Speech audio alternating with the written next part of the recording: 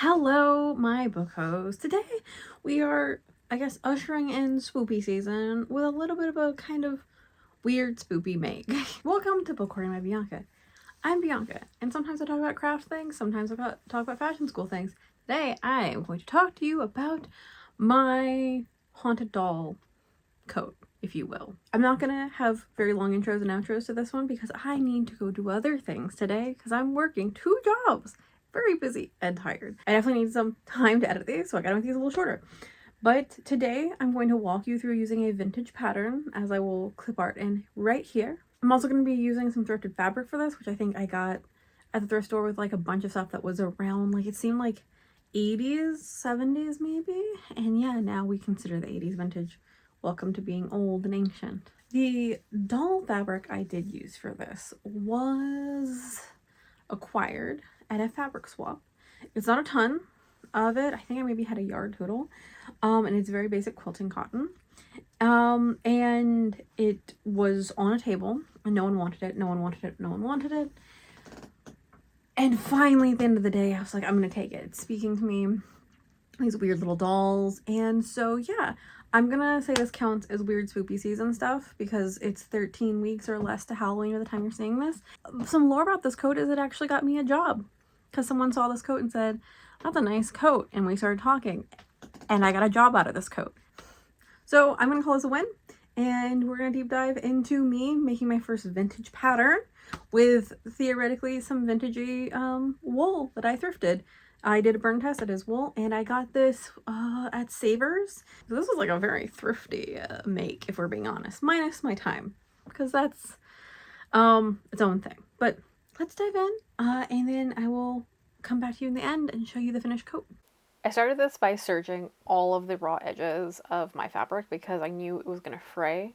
And so yeah, this is part of the serger pile just so that you can see that I did that. So I have all my pieces prepped. I've ironed everything. I have serged the edges. I need to cut off a little bit of that thread, as you can see, some of the serger thread. But I am ready to go. I do make sure to serge all my pieces before starting, just so that we're ready. And then here's the pattern. This is the first time I'm making this pattern. Clearly the person who made it before me had done it before. And there are going to be some things that come up here that show you that. Some little, like you can see the tape here. I added more tape to the pattern because it's definitely seen some love. It's aging, if you will. So I liked this like ad for like McCall's stuff. Like, I don't know. It was really cool to see how patterns used to be. And so anyway, I'm just like going over just so you can look at this like vintage pattern and like the insides of it and the instructions for it. The instructions super simple. This is one robe, so all the steps are pretty much the same. I'm starting with a pocket and I'll be moving into just adding like the interfacing and going through and making the raglan sleeve, which I've never made raglan. And honestly, I really liked this. So we do start with the pocket. That's pretty standard. It's a basic pocket. You do some turns after you sew down the top, do some ironing, and then you do some top stitching. So we're going to start there, where you're going to turn on the pocket. I have cut out this pocket. That's the turn down area. I like to keep my pattern pieces pinned to the piece I've cut out so that I do know where things are. So I've made that first turn down so that there's not a raw edge inside for that top. So I've done that. And then you need to turn it down one more time. And you do that, but it's right sides together that time. So first you fold it in and then you fold it out. And that's because you're going to sew down those two sides and flip it out. And you're going to see that happening pretty soon. So you see those are the two edges. It's right sides together. Take out that pin. I do sew through some pins, but not all pins. My thinnest pins. Does that mean that some of my pins are bent? Yep, it does. That's where we are. So you make sure that you backstitch and secure these, especially like the all pocket stuff. You know they're going to take a lot of strain at the edges. So just make sure that you're reinforcing things. So I backstitched that. I was having issues with today for some reason with this thread and my auto cutting thing, where the thread would unthread from the needle really, really easily. So that's why I'm manually doing it. But you see, I'm kind of pinching those corners and then twisting them in, and that's how I get those points. So you just you put your fingers into those corners and you right side out, and that's how you get that. You can also use a little turner tool to try to get it really nice. I should have gone deeper in. I stayed to the edge a little bit too much for that, as you can see there. But you know what? I'm fine with it. I want a big pocket. I actually think it works out fine. You can see I ironed down where everything's going to be. That's like 1/4 of an inch. It really should have been 1/2 an inch in, but I didn't do that. But I'm kind of great and fine with the big pockets. This is my amazing wall walk tailor's, not tailor's ham, but the tailor's press, and like, oh, it's so nice. It's amazing. It's really sturdy and heavy.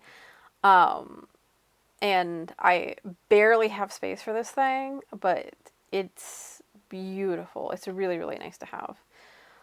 All right, so next, like in most patterns, you do the pocket, and then you gotta do the darts, and then attach the pocket. So taking my pattern pieces, I have chalked in the darts and where the pocket needs to go. And then you can see here I've lined up that pocket. I'm not pattern matching for this. And I think too, looking at this pattern, even on the monitor, it's a little busy. I'm so sorry. But I think it's a really classic, like, houndstoothy thing. That's really nice. So you can see here the pocket I put on. Again, I'm sorry if it looks a little funky for folks on a monitor. But you can see here I've pinned this pocket in, make sure that the right side's up, which is that little folded area. You could definitely top stitch that again, that little kind of pocket thing at the top. It's up to you. The instructions didn't say to do that, so I just ignored it, but if you want to, you can. Then you top stitch. So a note here, I didn't talk about this earlier, but I'm using contrast thread. I have a couple videos where I talk about contrast thread being the best. So I'm doing a little edge stitch here, and then I'm going to go and reinforce this, I believe. But I'm using a purple thread for this, actually. And for the most of this, I am actually using a purple ombre thread, and I actually really loved it. I love that I used the purple. It wasn't until the end, the buttonholes, as you'll see, that you can really see how beautiful that ombre is. And I think that I definitely want to restock my ombre purple again. And I think going forward, I'm going to try to remember to do ombre thread for my buttonholes, because it's the best way to actually see that ombre. And it's just really cool. I think it's really stunning. I've talked a little bit before about, as you can see here, I'm making my turn, reinforce those pockets. But I've talked a little bit about like contrast thread and just like being creative with that. And I think dyed to match is boring. Like I'm starting to really feel like dyed to match is boring. But yeah, I am going one more time reinforcing this pocket. I don't think this is going to be like, I'm not going to put a ton of stuff in here, but I do know that I'm going to be popping like keys, phone, in and out, in and out, in and out. So I want to give this pocket a little bit more love automatically off the top, because it's going to just be a kind of car coat, if you will, where I'm going to be having this in the car, popping it on before I get in the car, etc. Since this is a more slippery fabric, that's why I did have so many more pens in here. And when I kept them in until I'm done, and I have them, you can see, like the middle of the pocket, because I am edge stitching. So all that, I just need to move those pins a little bit farther in, but kept everything in place. And then you, of course, backstitch, to secure those threads at the top of that pocket. And you can't really see the purple there, but it's there. Next is interfacing. Now, this said to baste it, but I have iron in interfacing. So I'm going to iron it in. So I do usually cut like the interfacing a little bit bigger sometimes than the thing. This time I did not. So like I usually would cut it so it's a little bigger than the collar, like a little like above the collar, so then I could just get that exact curve, but I didn't. So I got that in, and now it's dart time. And this, I'm just kind of showing you with one hand very poorly, darts. But you mark the end of the dart and you mark the legs. And there's a bunch of ways you could do this. I kind of like to just pin where I know that dart needs to end. And you can see here a little bit better side view. So that's where it needs to end. I'm folding it leg to leg, and then I'm going to make sure that that point does go to that pen. And then I'm just going to hold that with my thumb, pop it over, and where my finger was, I will make sure to put a pen down, which like it's hard to see, but basically I do try to keep my pins in line to where the dart is, like where the stitches need to go, essentially. That's how I do it. It's probably not amazing, but that's how I do it. So you can see here, there to there. I mean, there's better ways. I'm sure you could like mark it in the whole way with chalk. That's not me. No. I also don't do these darts the kind of quote professional way, which is you're supposed to like leave a bunch of thread out at the top. And then you'll just do like the tailor's ties or whatever. You'll knot it a bunch of times when you're done to keep the edge from coming out. I just backstitch mine. I definitely understand why people want to do like the little knot method. I think it's probably really nice. I just backstitch mine. That's what it is. I'm sorry. So then I'm just going to go from where that first pen was to the next pen and backstitch that. And again, this is all in purple thread. I chose the entire thing is in purple thread. So you can see there, that is one dot. And darts, you fold down and in. So this one I fold down. This is probably the last video where this iron's working. And I'm really sad because this iron lasted like over a decade. And later in this video, you'll see how it dies.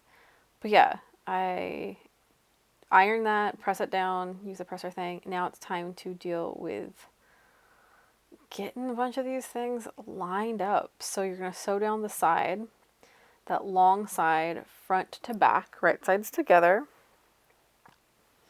I have never done raglan sleeve in terms of actually making a thing. I've had a pattern raglan sleeve in class many times before. This is my first time. And you know, I actually really, really like it.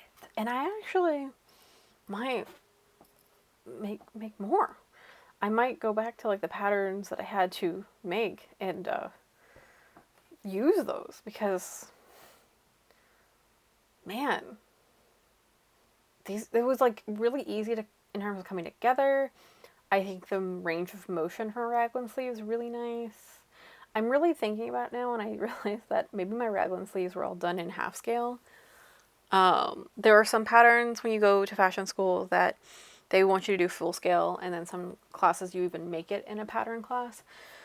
But I think we did the sleeves in half scale or maybe even quarter scale just because they do take up a lot of space. People don't realize how much fabric sleeves do take up sometimes. This is all a side tangent to be like, yeah. Now you know some weird things about fashion school, I guess. Congratulations. Pattern making is typically not in a construction class, but I think I'm about to take a class that's going to make me do construction plus patterning, which is kind of annoying to me. This is just a moment for the amazing magnetic wall walk pen holder. And this is, I make sure that I iron as I go. I press as I go. So I'm pressing open that side seam. I think I've made both side seams at this point. And then I'll just be pressing them a little bit and putting that on, and then steam pressing them open. I am like a big steam presser. Except for, obviously fabrics that are heat sensitive. I had done a burn test on this when I thrifted this fabric, because I did thrift this fabric, and I did get this pattern. I think I thrifted this pattern or got in a swap.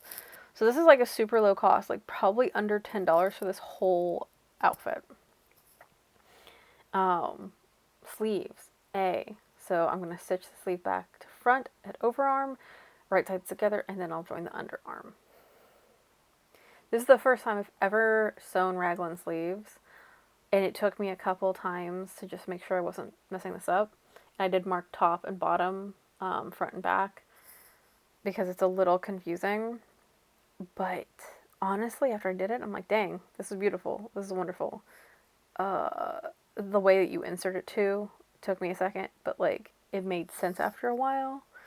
Just take your time. I think I want to do a tutorial that doesn't quite match up, but I'll show you how to match this up. So this happens a lot in patterning, but if you did cut them exactly the same, you ease in everything to make sure it fits. So you just ease it in, which is just rearranging the fabric a little bit and working with it, especially because of a curve. I'd say I do want to do a tutorial on raglan sleeves, on not only making them, but also putting them in, and I will try to use a contrast fabric for the sleeve part, because I think that's the only way for me to really communicate how you put that in. But you're going to sew that outside curve, and then you will move into doing the inside curve. It's amazing. It's magic. Okay, and back to my wonderful pressing assistant. And this has the perfect curve for the sleeve. So I definitely upgraded to this. Thank you, Wawak. This was an actual like gifted thing, because I talk about their catalog and I sometimes will get a freebie from them for just being honest about how good they are. This was a nice little thank you for that, and I deeply appreciate them, because I've been making do with a basic little kind of tailor's ham, a kind of smaller, thinner one than I think most people have, and then a little very small stick, like quote sleeve press to do all my things. So having this much bigger one is a dream, because it has a lot of curves. Theoretically, you can stand it up like that, but not on my uneven floored ironing table situation. So yeah, you press those seams open, and then you just pop that down on top of them. I really like pressing my seams open now. I was not a presser person before, and now I am. And you can see all the places that water is getting from my iron. So this is just literally a video that's the slow death of my iron, and I'm really sad about it. Poor iron. Okay, moving into the sleeve.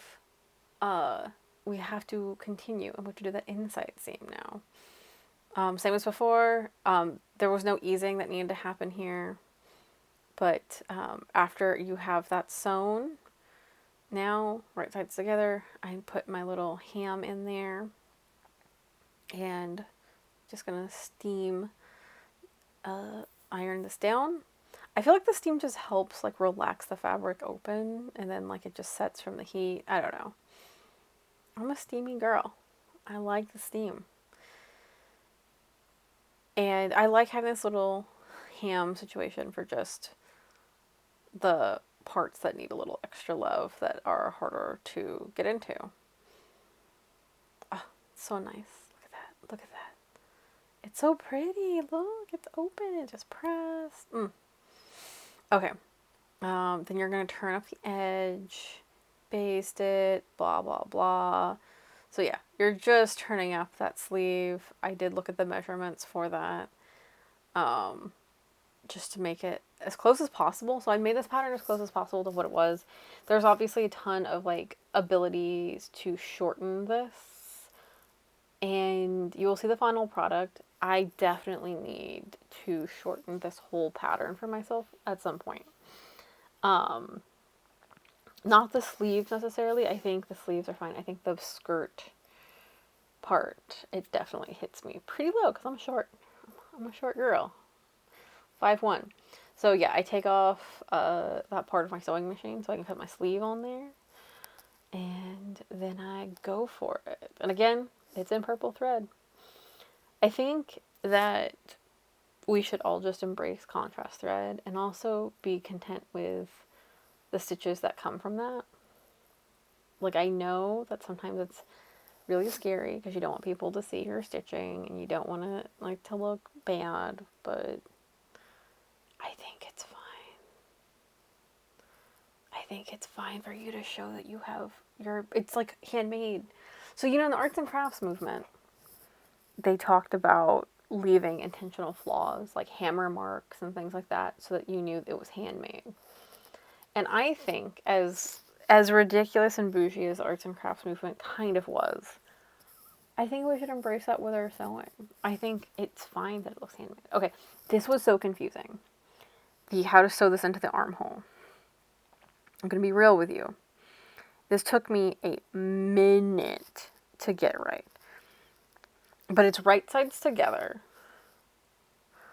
And you're essentially just going to line up that raglan sleeve as best you can. And so I think the easiest way to show you this will really just have to be doing this with a contrast thing. Because it's really hard to show and explain. But what I'm trying to show here is I'm lining up the right sides to right sides and making sure the front to this is the front and the back is to the back, if that makes sense. So like I've marked on the raglan the back and the back. So so I'm lining up the back side to the back side, the front side to the front side, and that side seam. So that inside seam to the sleeve and the side seam of the body of that, and that's how you're lining it up. And that's how you pin it.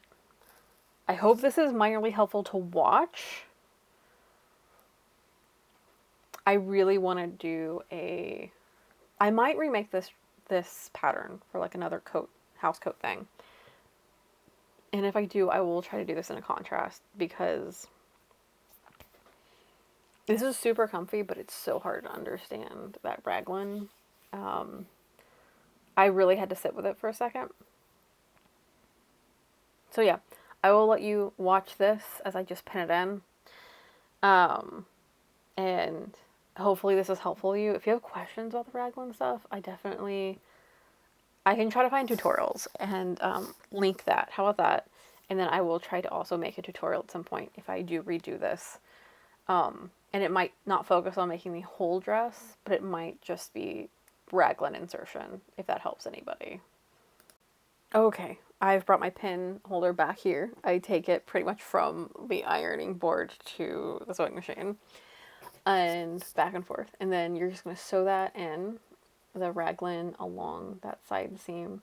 So I'm using a little bit heavier pins here just because this is a little bit heavier fabric than my kind of thinner pins.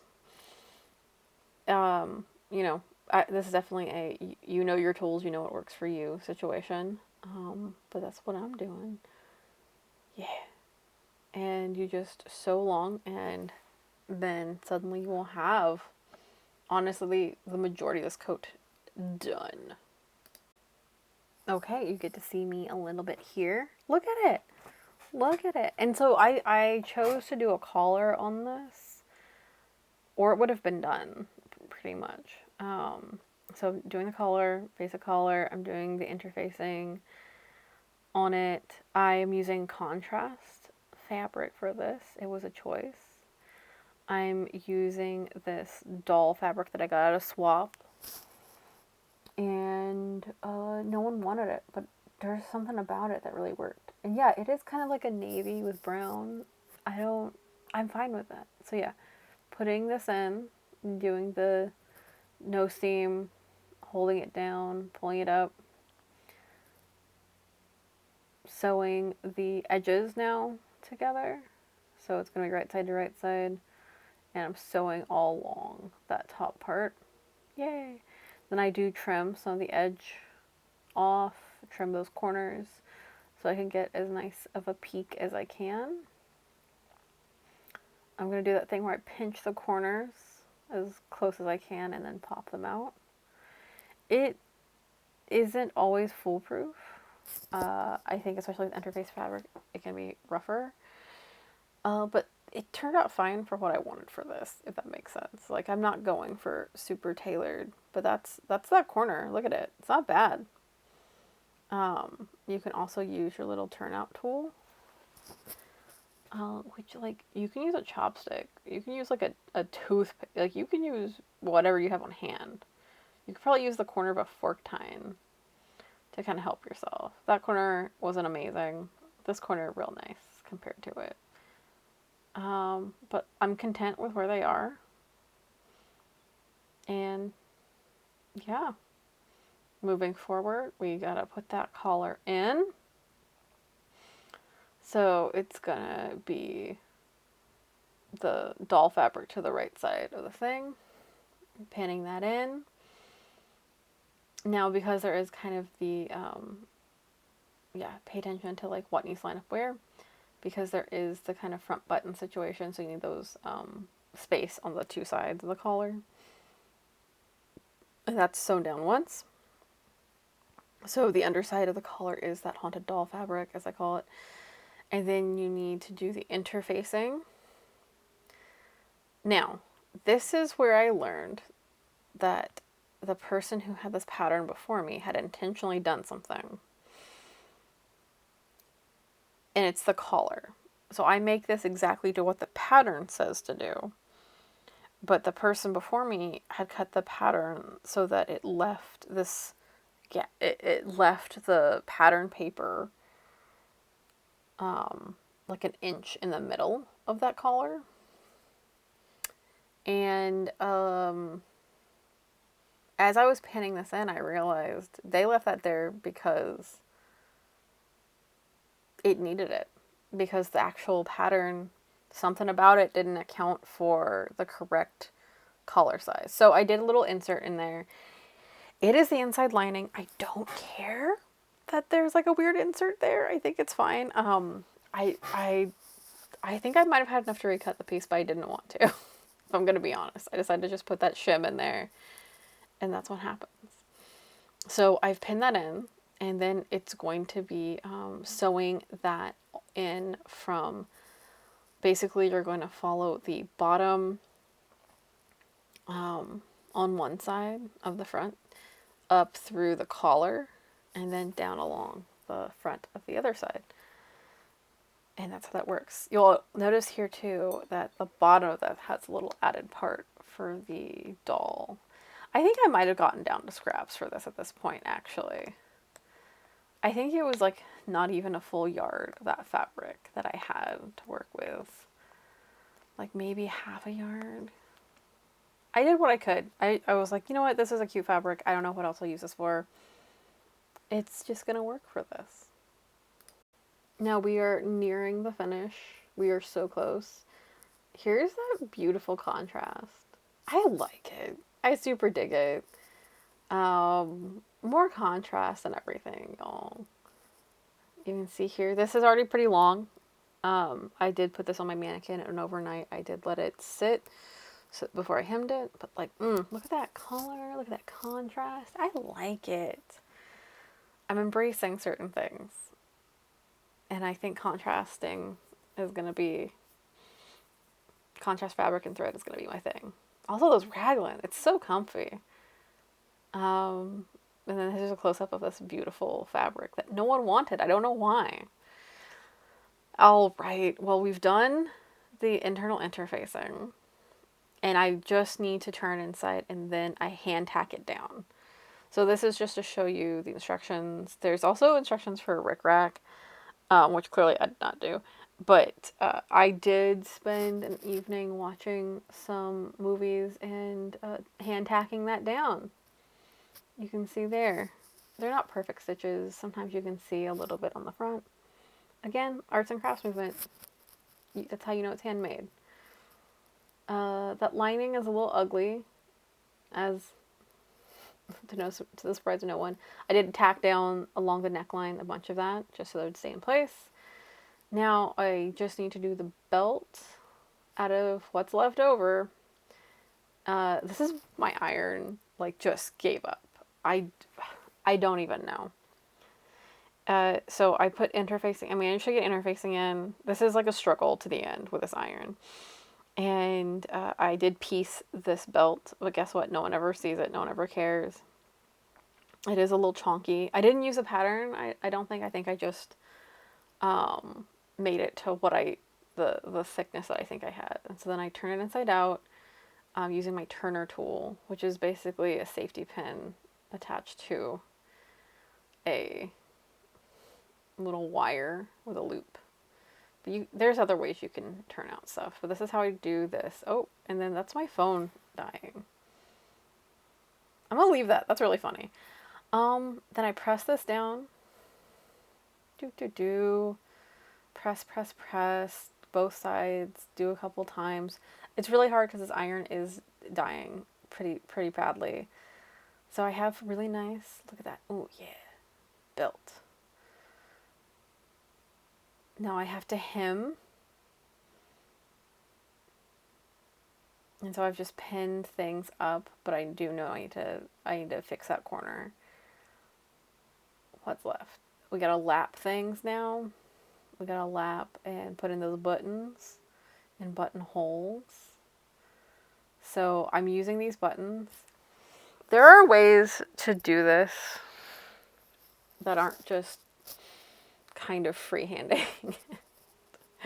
Like, there are ways in fashion school with buttons and stuff that they teach you to do this. But a lot of patterns will come with like a little thing on where to put the buttons.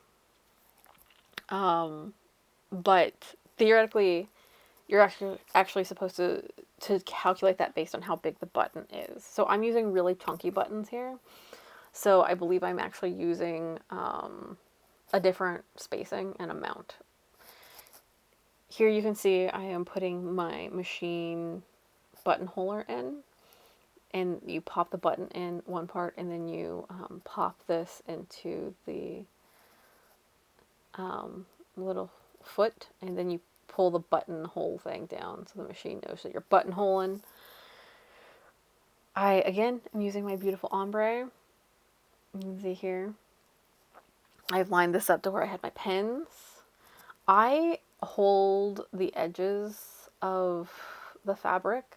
I don't like pull it. I'm just gently helping it move with the machine, if that makes sense.